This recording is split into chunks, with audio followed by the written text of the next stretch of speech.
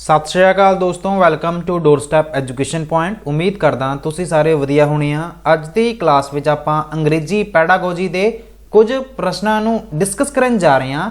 ये क्लास तुहाडे PS TET and C TET दे एग्जाम लई काफ़ी इंपॉर्टेंट है। सो शुरू करते हैं अज दी अपनी क्लास नूं।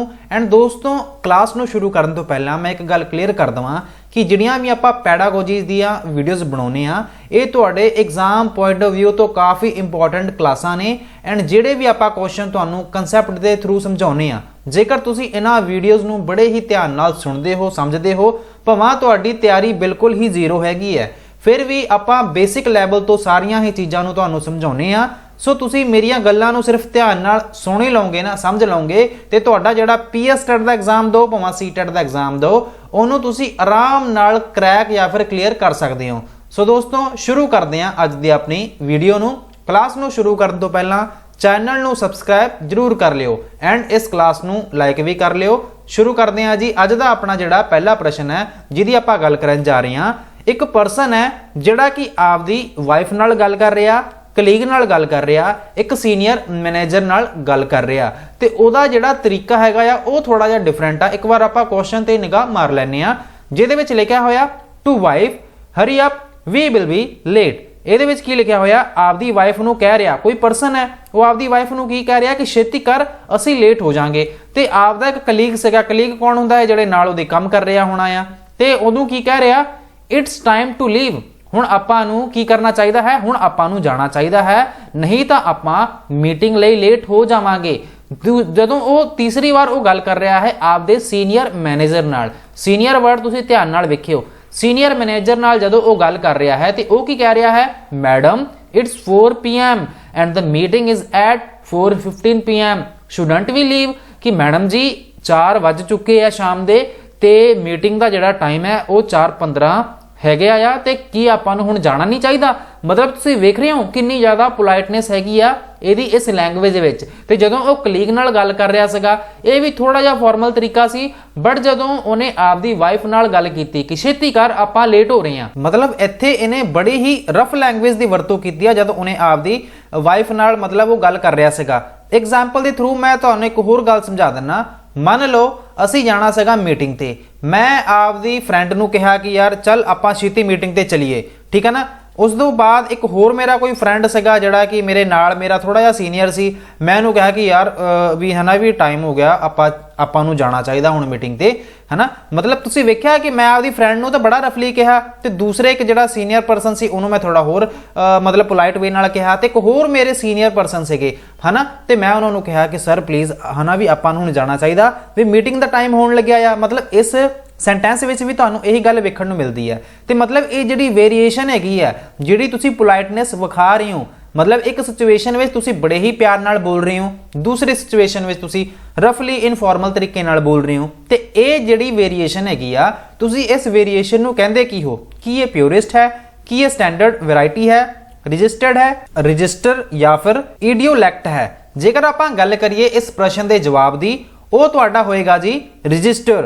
रजिस्टर हुंदा की है, जदों आपां सिचुएशन के अकॉर्डिंग आपां आपदे जिहड़े वर्ड्स हैगे आ उहनूं यूज़ करदे आ, उहनूं आपां रजिस्टर दा नाम दिंने आ। तुसीं वेख्या ये जिहड़ा तरीका सीगा, जदों उहने वाइफ नाल गल कीती किन्ने रफ तरीके नाल गल कीती, इनफॉर्मल तरीके नाल गल कीती, कलीग नाल थोड़ा जिहा पोलाइट हो गया, तो सीनियर मैनेजर नालों काफ़ी ज़्यादा पोलाइट हो गया।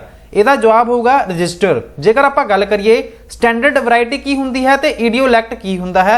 जेकर आप इडियोलैक्ट की गल करिए, इडियोलैक्ट आप कह सकते हैं कि कोई भी परसन जदों गल कर रहा किसी नाल, है ना, मतलब ਉਹਦਾ ਜਿਹੜਾ तरीका हैगा या किसी स्पैसिफिक परसन नाल गल करन दा, या फिर तुसीं दूसरे शब्दों में इस तरह भी समझ सकते हैं कि कोई एक परसन का जिहड़ा तरीका हुंदा ना गल करन दा, ਉਹਨੂੰ ਆਪਾਂ कह दिंने जी इडियोलैक्ट, ठीक है जी। तो आपां स्टैंडर्ड वैरायटी किहनूं कहने आ, स्टैंडर्ड वैरायटी आपां उस भाषा नूं कह दिंने आ, उस बोली नूं कह दिंने आ, मतलब जिहनूं भाषा की फॉर्म दे विच रिटन फॉर्म दे विच एक्सैप्ट किया जा चुका हुंदा, उहनूं आपां स्टैंडर्ड वैरायटी कह दिंने आ। जिवें कि बुक्स दे विच भी वो सेम लैंगुएज ही तुहानूं वेखण नूं मिलदी है, उत्थे दे आले दुआले दे लोग भी उस लैंगुएज नूं बोलदे हुंदे आ, उहनूं आपां स्टैंडर्ड वैरायटी कह दिंने आ। मतलब कि इहनूं एक जिहड़ा मान सम्मान कह सकदे आ वो मिलिया हुंदा, उहनूं आपां स्टैंडर्ड वैरायटी कह दिंने आ किसी भी भाषा दी। इत्थे तुहाडा सही जवाब होना है रजिस्टर। ऑप्शन नंबर सी नूं करो टिक, ते आपां चलदे हां अगले प्रश्न ते। For participating in a group debate a language teacher put one condition, that is in a group 4 students should be from junior class and 1 student should be from senior class who can assist junior whenever required. This idea of group foundation depends on, ਭਾਵ ਇਹ ਕਿ ਇੱਕ ਜਿਹੜੀ debate ਹੈਗੀ ਆ, ਮਤਲਬ ਕਿ ਕੋਈ ਪਰਸਨ ਹੈ ਵੀ ਉਹ ਕੀ ਕਰਵਾ ਰਿਹਾ, ਉਹ ਨਾ ਗਰੁੱਪ ਦੇ ਵਿੱਚ ਇੱਕ ਟੀਚਰ ਹੈ ਬੱਚਿਆਂ ਨੂੰ ਪਾਰਟਿਸਿਪੇਟ ਕਰਵਾ ਰਿਹਾ ਐਂਡ 4 ਬੱਚੇ ਹੈਗੇ ਆ ਜੂਨੀਅਰ ਕਲਾਸਿਸ ਤੋਂ ਐਂਡ ਇੱਕ ਜਿਹੜਾ ਸਟੂਡੈਂਟ ਹੈਗਾ ਆ ਉਹ ਹੈਗਾ ਆ ਸੀਨੀਅਰ ਕਲਾਸਿਸ ਤੋਂ। ਮਤਲਬ ਉਸ ਪਰਸਨ ਨੂੰ ਇਹਨਾਂ ਚਾਰਾਂ ਨਾਲੋਂ ਵੱਧ ਗਿਆਨ ਹੈਗਾ ਤੇ ਉਹ ਕੀ ਕਰ ਰਿਹਾ, ਇਹ ਜਿਹੜਾ ਸੀਨੀਅਰ ਸਟੂਡੈਂਟ ਹੈ ਇਹਨਾਂ ਚਾਰਾਂ ਸਟੂਡੈਂਟ ਨੂੰ ਕੀ ਕਰੇਗਾ, ਅਸਿਸਟ ਕਰੇਗਾ। ਮੰਨ ਲਓ ਕਿਸੇ ਪਰਸਨ ਨੂੰ ਕਿਸੇ ਦੀ ਲੋੜ ਪੈ ਜਾਂਦੀ ਹੈ ਤੇ ਇਹ ਜਿਹੜਾ ਸੀਨੀਅਰ ਪਰਸਨ ਹੈ ਉਹਨਾਂ ਦੀ ਹੈਲਪ ਕਰੇਗਾ ਜਦੋਂ ਵੀ ਉਹਨਾਂ ਨੂੰ ਲੋੜ ਪੈਂਦੀ ਹੈ। ਮਤਲਬ ਮੰਨ ਲਓ ਕੋਈ ਉਹਨਾਂ ਨੇ ਕੁਐਸਚਨ ਵਗੈਰਾ ਸੋਲਵ ਕਰਨਾ ਹੋਵੇ ਤੇ ਇਹ ਜਿਹੜਾ ਸੀਨੀਅਰ ਪਰਸਨ ਹੈ ਇਹਨਾਂ ਦੀ ਹੈਲਪ ਕਰੇਗਾ। ਸੋ ਇਹ ਜਿਹੜੀ ਅਸਿਸਟੈਂਸ ਪ੍ਰੋਵਾਈਡ ਕਰਵਾ ਰਿਹਾ, ਮਤਲਬ ਇਹ ਜਿਹੜਾ ਆਈਡੀਆ ਹੈਗਾ group foundation the depends on, ਮਤਲਬ ਕਿ ਇਹ ਜਿਹੜਾ ਆਈਡੀਆ ਹੈਗਾ ਕਿਹਦੇ ਦੁਆਰਾ ਦਿੱਤਾ ਗਿਆ, ਕਿਹਦੀ ਥਿਊਰੀ ਦੀ ਇਹਦੇ ਵਿੱਚ ਗੱਲ ਕੀਤੀ ਗਈ ਹੈ। ਕੀ ਇਹ ਪਿਆਜੇ ਦੀ ਥਿਊਰੀ ਹੈ, ਵਾਈਗੋਟਸਕੀ ਦੀ ਥਿਊਰੀ ਹੈ, ਬਲੂਮਸਫੀਲਡ ਦੀ ਥਿਊਰੀ ਹੈ ਜਾਂ ਫਿਰ ਕ੍ਰੈਸ਼ਨ ਥਿਊਰੀ ਹੈਗੀ ਆ। ਇਹਦਾ ਜਿਹੜਾ ਸਹੀ ਜਵਾਬ ਹੈ ਉਹ ਕੀ ਹੋਏਗਾ ਜੀ, ਇਹਦਾ ਜਿਹੜਾ ਸਹੀ ਜਵਾਬ ਹੈ ਸੋਚ ਕੇ ਦੱਸੋ, ਵੀਡੀਓ ਨੂੰ ਤੁਸੀਂ ਪੌਜ਼ ਵੀ ਕਰ ਸਕਦੇ ਹੋ। ਇਹਦਾ ਸਹੀ ਜਵਾਬ ਹੈ ਜੀ ਵਾਈਗੋਟਸਕੀ ਦੀ ਥਿਊਰੀ। ਵਾਈਗੋਟਸਕੀ ਦੀ ਥਿਊਰੀ ਇਹਦਾ ਜਵਾਬ ਕਿਉਂ ਹੈ, ਤੁਸੀਂ ਥੋੜਾ ਜਿਹਾ ਧਿਆਨ ਨਾਲ ਵੇਖੋ। ਵਾਈਗੋਟਸਕੀ ਦੁਆਰਾ ਇੱਕ ਜਿਹੜੀ ਥਿਊਰੀ ਦਿੱਤੀ ਗਈ ਸੀ ਜਿਹਦੇ ਵਿੱਚ ਉਹਨਾਂ ਨੇ ਸਕੈਫੋਲਡਿੰਗ ਦੀ ਗੱਲ ਕੀਤੀ ਸੀ, ਤੁਹਾਨੂੰ ਸਾਰਿਆਂ ਨੂੰ ਯਾਦ ਹੀ ਆਊਗਾ। ਮਤਲਬ ਕਿ ਆਪਾਂ ਜਦੋਂ ਵੀ ਕਿਸੇ ਪਰਸਨ ਨੂੰ ਟੈਂਪਰੇਰੀ ਹੈਲਪ ਦਿੰਨੇ ਆ ਐਂਡ ਟੈਂਪਰੇਰੀ ਹੈਲਪ ਦੇਣ ਨਾਲ ਕੀ ਕਰਦਾ ਹੈ ਉਹ ਪਰਸਨ ਉਸ ਕੰਮ ਨੂੰ ਕਰ ਲੈਂਦਾ ਆ ਤੇ ਆਪਾਂ ਉਹਨੂੰ ਕੀ ਨਾਮ ਦਿੰਨੇ ਆ, ਆਪਾਂ ਉਹਨੂੰ ਸਕੈਫੋਲਡਿੰਗ ਦਾ ਨਾਮ ਦਿੰਨੇ ਆ। ਥੋੜਾ ਜਿਹਾ ਤੁਸੀਂ ਹੋਰ ਜਾਓਗੇ ਪਿੱਛੇ ਤੇ ਤੁਹਾਨੂੰ ਯਾਦ ਵੀ ਆਊਗਾ ਕਿ ਵਾਈਗੋਟਸਕੀ ਨੇ ਇਹ ਵੀ ਗੱਲ ਕਹੀ ਸੀ ਕਿ ਜਿਹੜਾ ਬੱਚਾ ਹੈ ਉਹ ਸਮਾਜ ਵਿੱਚ ਜਦੋਂ ਵਿਚਰਦਾ ਹੈ, ਗੱਲਬਾਤ ਕਰਦਾ ਹੈ, ਇੰਟਰੈਕਸ਼ਨ ਕਰਦਾ ਹੈ, ਫਿਰ ਹੀ ਉਹ ਚੀਜ਼ਾਂ ਨੂੰ ਸਿੱਖਦਾ ਹੈ। ਤੇ ਬੱਚਾ ਕਿਹਦੇ ਨਾਲ ਇੰਟਰੈਕਸ਼ਨ ਕਰੇਗਾ, ਆਪਣੇ ਤੋਂ ਵੱਧ ਨੌਲੇਜੇਬਲ ਪਰਸਨ ਨਾਲ, ਜਿਹਨੂੰ ਉਹਦੇ ਨਾਲੋਂ ਵੱਧ ਗਿਆਨ ਹੈਗਾ ਉਹਦੇ ਨਾਲ ਹੀ ਮਤਲਬ ਗੱਲਬਾਤ ਕਰੇਗਾ ਨਾ। ਸੋ ਇਹ ਜਿਹੜੀ ਥਿਊਰੀ ਹੈਗੀ ਆ ਜਾਂ ਫਿਰ ਸਕੈਫੋਲਡਿੰਗ ਦੀ ਜਿਹੜੀ ਗੱਲ ਹੈਗੀ ਆ, ਸੋਸ਼ਲ ਇੰਟਰੈਕਸ਼ਨ ਦੀ ਜਿਹੜੀ ਗੱਲ ਹੈ ਉਹ ਵਾਈਗੋਟਸਕੀ ਦੁਆਰਾ ਹੀ ਕਹੀ ਗਈ ਸੀ ਐਂਡ ਜਿਸ ਦੇ ਅਕੋਰਡਿੰਗ ਆਪਸ਼ਨ ਨੰਬਰ ਜਿਹੜਾ ਬੀ ਹੈ ਇਹ ਤੁਹਾਡਾ ਸਹੀ ਜਵਾਬ ਬਣੇਗਾ। ਕੁਐਸਚਨ ਨੂੰ ਵੈਸੇ ਕਾਫੀ ਉਹਨਾਂ ਨੇ ਘੁਮਾ ਫਿਰਾ ਕੇ ਪਾਇਆ ਹੋਇਆ, ਬਟ ਜੇਕਰ ਤੁਸੀਂ ਸਮਝ ਕੇ ਸਾਰੇ ਹੀ ਕੁਐਸਚਨ ਨੂੰ ਸੋਲਵ ਕਰਦੇ ਹੋ ਤੇ ਤੁਹਾਡੇ ਲਈ ਕੋਈ ਵੀ ਜਿਹੜਾ ਕੁਐਸਚਨ ਹੈਗਾ ਸੋਲਵ ਕਰਨਾ ਉਹ ਮੁਸ਼ਕਿਲ ਨਹੀਂ ਹੈਗਾ। ਮੈਂ ਮੰਨ ਸਕਦਾ ਕਿ ਤੁਹਾਨੂੰ ਇਹਨਾਂ ਕੁਐਸਚਨ ਨੂੰ ਸੋਲਵ ਕਰਦੇ ਟਾਈਮ ਦਿੱਕਤ ਆ ਸਕਦੀ ਹੈ, ਪ੍ਰੋਬਲਮ ਆ ਸਕਦੀ ਹੈ। ਹੋ ਸਕਦਾ ਕਿ ਤੁਹਾਡੇ ਇਸ ਸੈਸ਼ਨ ਦੇ ਲਾਸਟ ਵਿੱਚ ਤੁਹਾਡੇ 10 ਦੇ ਵਿੱਚੋਂ 5 ਨੰਬਰ ਹੀ ਬਣਦੇ ਹੋਣ, 3 ਨੰਬਰ ਹੀ ਬਣਦੇ ਹੋਣ, ਬਟ ਇਹਦੇ ਨਾਲ ਤੁਸੀਂ ਘਬਰਾਉਣਾ ਨਹੀਂ ਹੈਗਾ। ਜਦੋਂ ਤੱਕ ਤੁਸੀਂ ਸ਼ੁਰੂਆਤ ਨਹੀਂ ਕਰੋਗੇ ਤੇ ਤੁਹਾਡੇ ਜਿਹੜੇ ਨੰਬਰ ਹੈਗੇ ਉਹ ਵਧਣਗੇ ਕਿਵੇਂ। ਸੋ ਇਹਦੇ ਵਿੱਚ ਕੋਈ ਘਬਰਾਉਣ ਵਾਲੀ ਗੱਲ ਨਹੀਂ ਹੈਗੀ। ਜੇਕਰ ਤੁਹਾਡੇ ਘੱਟ ਨੰਬਰ ਆ ਰਹੇ ਆ ਇਹਦਾ ਮਤਲਬ ਤਾਂ ਇਹ ਹੈ ਕਿ ਤੁਸੀਂ ਕੋਸ਼ਿਸ਼ ਕਰ ਰਹੇ ਹੋ ਐਂਡ ਕਿਸੇ ਵੀ ਵਿਦਿਆਰਥੀ ਲਈ ਕੋਸ਼ਿਸ਼ ਕਰਨਾ ਹੀ ਮੋਰ ਦੈਨ ਸਫੀਸ਼ੀਐਂਟ ਹੈ। ਮਤਲਬ ਜੇਕਰ ਤੁਸੀਂ ਕੋਸ਼ਿਸ਼ ਕਰ ਰਹੇ ਹੋ ਤੇ ਤੁਸੀਂ ਲਰਨਿੰਗ ਦੀ ਜਿਹੜੀ ਰਾਹ ਤੇ ਤੁਸੀਂ ਤੁਰ ਪਏ ਹੋ। ਸੋ ਇਹਦੇ ਵਿੱਚ ਕੋਈ ਘਬਰਾਉਣ ਵਾਲੀ ਗੱਲ ਨਹੀਂ। ਸਹੀ ਜਵਾਬ ਤੇ ਤੁਸੀਂ ਟਿਕ ਲਗਾ ਲਓ, ਆਪਸ਼ਨ ਨੰਬਰ ਬੀ। ਆਪਾਂ ਚੱਲਦੇ ਹਾਂ ਅਗਲੇ ਪ੍ਰਸ਼ਨ ਤੇ। ਅਗਲਾ ਜਿਹੜਾ ਪ੍ਰਸ਼ਨ ਹੈ, which of the following you would not accept as a authentic material? as a teacher ਤੁਸੀਂ authentic material ਨੂੰ accept ਨਹੀਂ ਕਰੋਗੇ।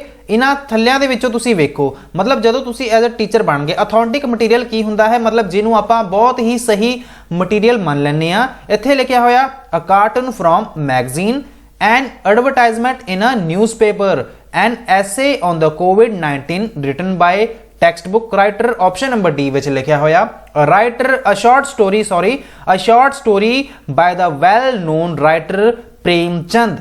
ਸੋਚ ਕੇ ਦੱਸੋ, ਇਹ ਜਿਹੜਾ ਕੁਐਸਚਨ ਹੈਗਾ ਇਹ ਵੀ ਤੁਹਾਨੂੰ ਥੋੜਾ ਜਿਹਾ ਟ੍ਰਿਕੀ ਲੱਗ ਸਕਦਾ ਹੈ, ਬਟ ਇਹਨੂੰ ਆਪਾਂ ਬਹੁਤ ਹੀ ਚੰਗੇ ਤਰੀਕੇ ਨਾਲ ਡਿਸਕਸ ਜ਼ਰੂਰ ਕਰਾਂਗੇ।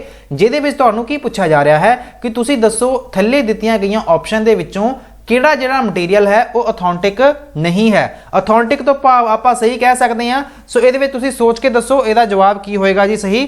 ਇਹਦੇ ਵਿੱਚ ਜੇਕਰ ਆਪਾਂ ਸਹੀ ਜਵਾਬ ਦੀ ਗੱਲ ਕਰੀਏ ਕਿ ਜੇਕਰ ਆਪਾਂ ਕਿਸੇ ਵੀ ਅਥੈਂਟਿਕ ਮਟੀਰੀਅਲ ਦੀ ਗੱਲ ਕਰਦੇ ਹਾਂ, a cartoon from a magazine ਜਾਂ ਫਿਰ an advertisement in a newspaper, short story by the well known writer Premchand ਜਾਂ ਫਿਰ an essay on the COVID-19 written by textbook writer। ਜੇਕਰ ਆਪਾਂ ਗੱਲ ਕਰੀਏ ਅਥੈਂਟਿਕ ਮਟੀਰੀਅਲ ਦੀ, ਆਪਾਂ ਜੇ ਗੱਲ ਕਰੀਏ ਨਾ, ਇਹਦੇ ਵਿੱਚ ਜਿਹੜੀਆਂ ਵੀ ਚੀਜ਼ਾਂ ਮੈਗਜ਼ੀਨ ਦੇ ਵਿੱਚ ਛਪ ਜਾਂਦੀਆਂ ਨੇ, ਨਿਊਜ਼ਪੇਪਰ ਵਿੱਚ ਛਪਦੀਆਂ ਨੇ ਜਾਂ ਫਿਰ ਕੋਈ ਵੀ ਸਟੋਰੀ ਵਗੈਰਾ ਲਿਖੀ ਹੁੰਦੀ ਆ, ਆਪਾਂ ਇਹਨਾਂ ਨੂੰ ਅਥੈਂਟਿਕ ਮਟੀਰੀਅਲ ਹੀ ਮੰਨਦੇ ਹੁੰਨੇ ਆ। ਮਤਲਬ ਇਹ ਕਿ ਇਹ बी ते डी जिहड़ा जवाब है ना, ਇਹਦਾ जवाब मतलब कि ये सारे हैगे ऑथेंटिक मटीरियल। बट जेकर कोई राइटर लिख रहा हैगा टैक्सट बुक दे विच कोविड-19 बारे कोई ऐसे लिख रहा ते आपां ਉਹਨੂੰ एज अ ऑथेंटिक मटीरियल नहीं मानते हुंदे। सो ऑप्शन नंबर जिहड़ा सी है ये तुहाडा होएगा जी सही जवाब। ऑप्शन नंबर सी ਨੂੰ ਤੁਸੀਂ ਕਰੋਗੇ ਟਿਕ ਤੇ ਆਪਾਂ ਚੱਲਾਂਗੇ ਜੀ अगले प्रश्न ਤੇ। अगला जिहड़ा प्रश्न है ਜਿਹਦੇ ਵਿੱਚ ਤੁਹਾਡੇ ਤੋਂ ਪੁੱਛਿਆ ਜਾ ਰਿਹਾ ਹੈ कि a set of assumption which explain the language as a set of structure or rules is known as।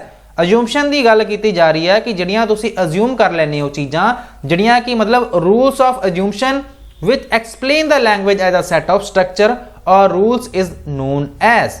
कि ये communicative approach है, interactive approach है, structural approach है या फिर यह input अप्रोच है। जेकर तुसी इस प्रश्न ਨੂੰ थोड़ा ਜਿਹਾ भी ध्यान ਨਾਲ ਵੇਖਦੇ ਹੋ ਤੇ ਤੁਹਾਨੂੰ मतलब थोड़ा ਜਿਹਾ ਤੁਸੀਂ ਵੇਖ ਹੀ ਸਕਦੇ ਆ कि ਇੱਥੇ ਸਟਰਕਚਰ ਦੀ ਗੱਲ ਕੀਤੀ ਜਾ ਰਹੀ ਹੈ। ਐਂਡ ਸਟਰਕਚਰ ਤੋਂ ਜਦੋਂ ਆਪਾਂ ਗੱਲ ਕਰਦੇ ਆ ਇਹਦੇ ਵਿੱਚ ਆਪਾਂ ਇਹ ਸਮਝਦੇ ਆ ਕਿ ਜਦੋਂ ਵੀ ਆਪਾਂ ਲੈਂਗੁਏਜ ਦੀ ਟੀਚਿੰਗ ਕਰਦੇ ਆ, ਲੈਂਗੁਏਜ ਦੀ ਸਟੱਡੀ ਕਰਦੇ ਆ ਤੇ ਇਹ ਕਿਵੇਂ ਕਰਦੇ ਆ, ਇਹ ਆਪਾਂ ਸਿਸਟਮੈਟਿਕ ਸਿਲੈਕਸ਼ਨ ਕਰਦੇ ਆ ਐਂਡ ਉਸ ਤੋਂ ਬਾਅਦ ਆਪਾਂ ਜਿਹੜਾ ਵੀ ਹੁੰਦਾ ਆ ਗ੍ਰੇਡਿੰਗ ਆਫ ਸਟਰਕਚਰ ਕਰਦੇ ਆ ਜਾਂ ਫਿਰ ਜਿਹੜਾ ਸੈਂਟੈਂਸ ਪੈਟਰਨ ਹੁੰਦਾ ਆ ਆਪਾਂ ਉਹਨੂੰ ਸਮਝ ਕੇ ਇਹਨੂੰ ਇਸ ਥਿਊਰੀ ਨੂੰ ਸਮਝਦੇ ਆ। मतलब ये कि ਇਹਦੇ ਵਿੱਚ ਆਪਾਂ ਸਟਰਕਚਰ ਅਪਰੋਚ ਦੀ ਗੱਲ ਕਰ ਰਹੇ ਆ। ਆਪਸ਼ਨ ਨੰਬਰ ਜਿਹੜਾ ਸੀ ਹੈ ਇਹ ਤੁਹਾਡਾ ਸਹੀ ਜਵਾਬ ਹੋਏਗਾ। ਐਂਡ ਇਸ ਅਪਰੋਚ ਦੇ ਵਿੱਚ ਨਾ ਆਪਾਂ ਕਿਸੇ ਵੀ ਸੈਂਟੈਂਸ ਵਿੱਚ ਆਪਾਂ ਉਹਦੇ ਸਟਰਕਚਰ ਤੇ ਜ਼ਿਆਦਾ ਜ਼ੋਰ ਦਿੰਨੇ ਆ मीनिंग ਦੀ ਬਜਾਏ। मतलब ਉਸ ਸੈਂਟੈਂਸ ਦਾ मीनिंग ਭਾਵੇਂ ਨਾ ਬਣਦਾ ਹੋਵੇ ਬਟ ਉਹਦਾ ਜਿਹੜਾ ਸਟਰਕਚਰ ਹੋਣਾ ਹੈ ਜੀ ਉਹ ਪ੍ਰੋਪਰ ਹੋਣਾ ਚਾਹੀਦਾ। ਸੋ ਆਪਸ਼ਨ ਨੰਬਰ ਇੱਥੇ ਸੀ ਤੁਹਾਡਾ ਸਹੀ ਜਵਾਬ ਹੈ। ਜੇਕਰ ਆਪਾਂ ਕਮਿਊਨੀਕੇਟਿਵ ਅਪਰੋਚ ਦੀ ਗੱਲ ਕਰੀਏ ਇਹ ਵੀ ਭਾਸ਼ਾ ਸਿਖਾਉਣ ਦੀ ਇੱਕ ਇਹੋ ਜਿਹਾ ਅਪਰੋਚ ਹੈਗੀ ਆ, ਤਰੀਕਾ ਹੈਗਾ ਜਾਂ ਮੈਥਡ ਹੈ ਜਿਹਦੇ ਵਿੱਚ ਆਪਾਂ ਬੱਚਿਆਂ ਨੂੰ ਵੱਧ ਤੋਂ ਵੱਧ ਮੌਕਾ ਦਿੰਨੇ ਆ ਕਮਿਊਨੀਕੇਸ਼ਨ ਕਰਨ ਦਾ, ਜਿਹਦੇ ਰਾਹੀਂ ਆਪਾਂ ਬੱਚਿਆਂ ਨੂੰ ਭਾਸ਼ਾ ਸਿਖਾਉਂਦੇ ਆ ਉਹਨੂੰ ਆਪਾਂ ਕਮਿਊਨੀਕੇਟਿਵ ਅਪਰੋਚ ਕਹਿ ਦਿੰਨੇ ਆ। ਸੋ ਇੱਥੇ ਆਪਸ਼ਨ ਨੰਬਰ ਸੀ ਤੁਹਾਡਾ ਸਹੀ ਜਵਾਬ ਹੈ। ਤੇ ਆਪਾਂ ਵੇਖਦੇ ਹਾਂ ਅਗਲੇ ਪ੍ਰਸ਼ਨ ਤੇ। Consider the statement A and B regarding communicative language teaching. Communication तो ही संबंधित एक होर प्रश्न पूछा जा रहा है क्योंकि आप पढ़ के रहे हैं, आप लैंग्वेज पढ़ रहे हैं। स्पैशली इंग्लिश लैंग्वेज में ਇਹੋ ਜਿਹੇ प्रश्न ਤੁਹਾਨੂੰ ਵੇਖਣ ਨੂੰ ਮਿਲਦੇ ਹੀ ਹੈ। Consider the statement A and B regarding communicative language teaching। The role of teacher is just like a facilitator or monitor rather than simply being the model for correct speech। Option number B, learners have to participate in classroom activities based on an individual approach to learning। ਇਹਨਾਂ ਦੇ ਕੀ ਕਿਹਾ ਹੋਇਆ ਕਿ ਤੁਸੀਂ A ਤੇ B statements ਨੂੰ ਪੜ੍ਹਨਾ ਹੈ। ਇਹ ਲਿਖੀ ਹੋਈ ਹੈ A ਸਟੇਟਮੈਂਟ, ਇਹ ਲਿਖੀ ਹੋਈ ਹੈ B ਸਟੇਟਮੈਂਟ। ਇਹਨਾਂ ਦੋਨਾਂ ਨੂੰ ਜਦੋਂ ਤੁਸੀਂ ਪੜ੍ਹ ਲਿਆ ਉਸ ਤੋਂ ਬਾਅਦ ਤੁਸੀਂ ਕਮਿਊਨੀਕੇਟਿਵ ਜਿਹੜੀ ਲੈਂਗੁਏਜ ਟੀਚਿੰਗ ਹੁੰਦੀ ਆ ਉਹਦੇ ਰਿਗਾਰਡਿੰਗ ਤੁਸੀਂ ਗੱਲ ਕਰਨੀ ਹੈ। ਵੇਖੋ ਕੀ ਇਹਦਾ ਜਵਾਬ ਸਹੀ ਹੈ ਕੀ ਗਲਤ ਹੈ। Role of teacher is just like a facilitator. मतलब कि कम्युनिकेटिव अप्रोच की जो आप गल करते हैं तो जोड़ा टीचर का जोड़ा मेन काम होंदा है वो एक फैसीलेटर होंदा है या फिर मोनीटर करना होंदा, बजाय की दे कि वो सिर्फ एक मॉडल फॉर करैक्ट स्पीच बनया रहे। मतलब कि जोड़ा एक टीचर है वो एक फैसीलेटर है, बच्चे को जेकर कोई चीज़ नहीं समझ आ रही उन्होंने गाइड करूगा, उन्होंने मोनीटर करूगा, ठीक है ना। मतलब कि जस्ट मॉडल बन के नहीं रहना उन्हें फॉर करैक्ट स्पीच। या फिर ऑप्शन नंबर बी वेखो कि ये जवाब सही है। Learners have to participate in classroom activities based on an individual approach to learning. Individual approach एक नवी टर्म इत्थे तुहानूं वेखण नूं मिल रही है जिहदा मतलब हुंदा है कि आपां इंडिविजुअल इंस्ट्रक्शन जदों दिन्ने आ इत्थे इहदी गल कीती जा रही है, बट आपां गल किहदी कर रहे हैं कम्युनिकेटिव लैंग्वेज टीचिंग की गल कर रहे हैं। कम्युनिकेटिव लैंग्वेज टीचिंग दे विच जिहड़ा एक टीचर हुंदा है एज अ फैसीलेटर बच्चे की हैल्प करता है, बच्चे नूं करैक्ट करता है एंड बच्चे नूं मॉनीटर भी करता हैगा। सो ऑप्शन नंबर ए दा सही है। बट जेकर आप ऑप्शन नंबर बी की गल करिए कि लर्नर्स ने पार्टिसिपेट तो करना ही हुंदा बट इंडिविजुअल अप्रोच के थ्रू नहीं करना हुंदा। ठीक है जी, कम्युनिकेटिव अप्रोच आप फॉलो करनी हुंदी है। सो ऑप्शन नंबर ए तो हो गया तुहाडा सही ते बी हो गया जी गलत। ऑप्शन नंबर ए नूं तुसीं वेखो किते लिखिया होया, कित्थे लिखिया होया ऑप्शन नंबर ए सही है ते बी गलत है। ऑप्शन नंबर ए दे विच ही लिखिया होया कि A is true but B is false. इहनूं तुसीं करोगे टिक ते आपां वेखदे हां जी अगले प्रश्न नूं। अगला प्रश्न है which of the following is defined as regional dialect. Regional dialect की इत्थे गल कीती जा रही है। वेखो इत्थे की जवाब सही होने वाला है। रीजनल डायलैक्ट की जेकर आपां गल करिए तुहाडे तो डेफिनेशन ही पुछ लई है इन्हां ने। Speech characteristics of a language in a region, language of a state और कंट्री, या फिर option number C language with a script of a region, या फिर option number D the written language and literature of a region. ਇਹਦੇ ਵਿੱਚ ਵੇਖੋ ਇਹਦਾ ਜਵਾਬ ਕੀ ਹੋਣ ਵਾਲਾ ਹੈ ਜੇਕਰ ਆਪਾਂ ਰੀਜਨਲ ਡਾਇਲੈਕਟ ਦੀ ਗੱਲ ਕਰਦੇ ਹਾਂ। ਰੀਜਨਲ ਡਾਇਲੈਕਟ ਹੁੰਦਾ ਕੀ ਹੈ, ਕਿਸੇ ਵੀ ਇੱਕ ਰੀਜਨ ਦੇ ਵਿੱਚ ਜਿਹੜੀ ਭਾਸ਼ਾ ਹੈਗੀ ਹੈ ਜੀ ਉਹ ਬੋਲੀ ਜਾਂਦੀ ਹੈ ਜਾਂ ਫਿਰ ਕੋਈ ਉਪ ਬੋਲੀ ਹੈ ਉਹ ਬੋਲੀ ਜਾਂਦੀ ਹੈ, ਉਹਨੂੰ ਆਪਾਂ ਕੀ ਕਹਿੰਦੇ ਆ, ਉਹਨੂੰ ਆਪਾਂ ਰੀਜਨਲ ਡਾਇਲੈਕਟ ਕਹਿੰਦੇ ਆ। ਰੀਜਨਲ ਡਾਇਲੈਕਟ ਆਪਾਂ ਉਸ ਕਿਸੇ ਵੀ ਰੀਜਨ ਦੀ ਜਿੱਥੇ ਜਿਹੜੀ ਭਾਸ਼ਾ ਹੈਗੀ ਹੈ ਜੀ ਉਹ ਬੋਲੀ ਜਾਂਦੀ ਹੈ, ਉਹਨੂੰ ਆਪਾਂ ਕੁਝ ਵਿਸ਼ੇਸ਼ ਜਿਹਾ ਤਰੀਕਾ ਹੁੰਦਾ ਉਹਨਾਂ ਦੀ ਭਾਸ਼ਾ ਨੂੰ ਬੋਲਣ ਦਾ, ਸੋ ਉਹਨੂੰ ਆਪਾਂ speech characteristics of a language in a region. ਇਹ ਕੀ ਹੈ ਜੀ, ਇਹ ਤੁਹਾਡਾ ਸਹੀ ਜਵਾਬ ਹੈ। ਇੱਥੇ ਲਿਖਿਆ ਹੋਇਆ language of a state or country, ਇਹ ਜਵਾਬ ਬਿਲਕੁਲ ਗਲਤ ਹੈ ਜੀ। Language with a script of a region, ਇਹ ਵੀ ਗਲਤ ਜਵਾਬ ਗਲਤ ਹੈ ਜੀ। The written language and literature of a region, ਇਹ ਵੀ ਗੱਲ ਗਲਤ ਲਿਖੀ ਹੋਈ ਹੈ। ਕੱਲ ਵਾਲੀ ਕਲਾਸ ਵਿੱਚ ਵੀ ਮੈਂ ਤੁਹਾਨੂੰ ਦੱਸਿਆ ਸੀਗਾ ਕਿ ਰੀਜਨਲ ਜਿਹੜੀ ਡਾਇਲੈਕਟ ਹੁੰਦੀ ਹੈ ਕਿਸੇ ਇੱਕ ਵਿਸ਼ੇਸ਼ ਜਗ੍ਹਾ ਤੇ ਬੋਲੀ ਜਾਣ ਵਾਲੀ ਭਾਸ਼ਾ ਨੂੰ ਆਪਾਂ ਰੀਜਨਲ ਡਾਇਲੈਕਟ ਕਹਿੰਦੇ ਆ। ਸੋ ਜਿਸ ਦੇ ਅਕੋਰਡਿੰਗ ਤੁਹਾਡਾ ਆਪਸ਼ਨ ਨੰਬਰ ਇਸ ਪ੍ਰਸ਼ਨ ਦੇ ਵਿੱਚ ਤੁਹਾਡੇ ਤੋਂ ਪੁੱਛਿਆ ਜਾ ਰਿਹਾ ਹੈ, a teacher ask a learner of class 8th as a follow-up task of the reading lesson to list the events and ideas of the story in a sequence, what does she do?